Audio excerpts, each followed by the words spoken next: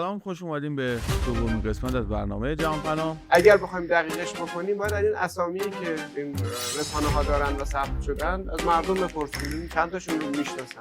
آقای سالار جیلیایی، کارشناس حوزه رسانه، هنر و فرهنگ.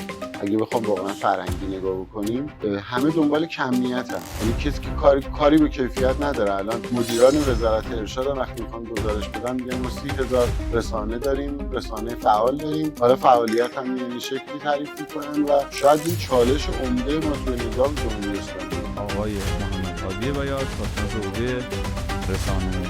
ببینید فضای رسانه داره نابود میشه.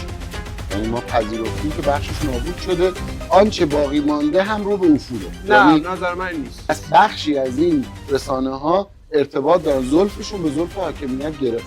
تو ذهن اون مسئول و اون مدیر هست، نمیره اونی که از مجرای خودش قانونا وارد شده نمیره اونو تقویت کنه، میره سراغ اون بلاگره. چرا؟ چون اون بلاگره قویه. چرا اون بلاگره قویه؟ چون به زبان مردم حرف میزنه. حالا اینکه مسئولین بعضی از مسئولین نزدیک شدن ببینید نزدیک نه. شدن به رسانه آقای خلجی قدرته. نزدیک شدن شما به خودتون فضای هر دو سیاسی رسانه قدرته. داشتین. الان به شما یه سوال پرسم، خدمات بیمه‌ای رو همه رسانه‌ها دارن دریافت میکنن؟ درسته، اقتصاد ضرورت داره، معیشت ضرورت داره برای حال، اما بله. اون چیزی که باقی میمونه فرهنگه. به نظرم این یادگاری میمونه.